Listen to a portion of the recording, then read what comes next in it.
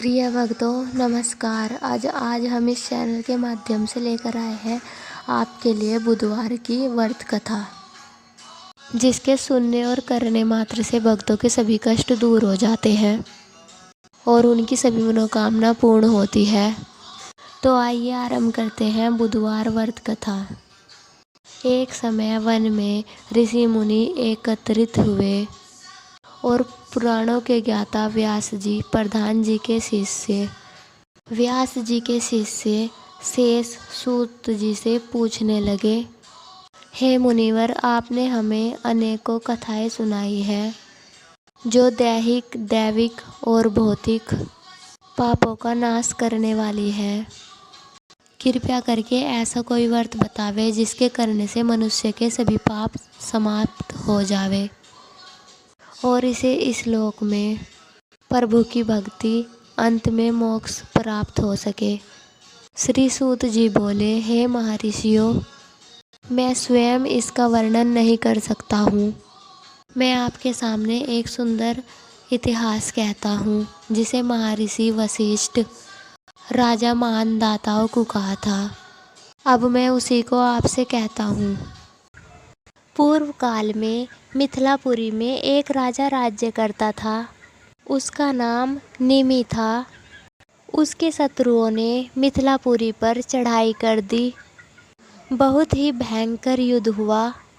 इस युद्ध में महाराज निमि मारे गए तथा उनके राज्य को शत्रुओं ने अपने अधीन कर लिया। महाराज निमि की रानी का नाम उर्मिला था। उसके एक लड़का और लड़की थे जो अभी छोटे छोटे थे। जब रानी ने महाराज के मर जाने का समाचार सुना तो बहुत दुखी हुई। उसने विचार किया कि अगर मैं यहाँ महल में रहूँगी कि महाराज के शत्रु मुझे पकड़कर ले जाएंगे तथा मुझे और राजकुमार राजकुमारी को मार देंगे। इससे तो अच्छा है मैं राज्य और राजमहल को छोड़कर कहीं और चली जाऊं।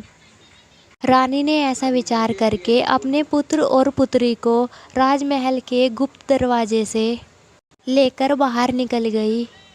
रानी उर्मिला अपने पुत्र और पुत्री को लेकर चिंता करती हुई चारों ओर विचरण करने लगी। भगवान की कृपा से उसे जो फल फूल मिलता तथा उसी को ग्रहण कर लेती। अपने बच्चों के साथ मिलकर जंगल में जहाँ भी कहीं पर स्थान मिलता वह वहीं आराम करती और फिर प्रातःकाल उठकर चल देती। इस प्रकार रानी अन्य वस्त्र की चिंता करती हुई उज्जैनी नगरी में जा पहुँची। वहाँ एक ब्राह्मण के कूटने पीटने के काम पर नियुक्त हो गई। अपना तथा अपनी पुत्री का पालन करने लगी। कुछ वर्षों बाद रानी का देहांत हो गया। ब्राह्मण ने इस बालक के चिन्ह तथा हस्तरेखा देखकर अनुमान लगाया कि वह राजपुत्र है और एक ना एक दिन अवश्य राजा बनेगा, परंतु अभी इसका भाग्य इसका साथ नहीं दे रहा है। ब्राह्मण ने राजकुमार को बुधवार का व्रत बतलाया। राजकुमार श्रद्धा और भक्ति पूर्वक बुधवार का व्रत करने लगा। व्रत के प्रभाव से बुधदेव प्रसन्न हो गए। उसके पुराने राज्य मिथिला नगरी की प्रजा ने जो कर दिया। राजा को मार डाला गया और पुराने मंत्री को पुनः मंत्री नियुक्त कर दिया गया। मंत्री ने आज्ञा दी, जहाँ भी महारानी और राजकुमार हो उनकी तलाश की जावे और उनको लाकर राज सिंहासन पर बिठाया जाए। मंत्री जी ने अनेक दूतों को राजकुमार और राजकुमारी की तलाश में भेजा। दूत तलाश करते करते उज्जैनी नगरी में जा पहुँचे। दूतों ने वहाँ राजकुमार और राजकुमारी को तलाश किया और उनको लेकर मिथिला लौट आए। मिथिला नगरी की प्रजा और मंत्री सभी अपने राजकुमार को पाकर बहुत प्रसन्न हुए। राजकुमार को सिंहासन पर बैठाया और बहुत खुशी मनाई गई।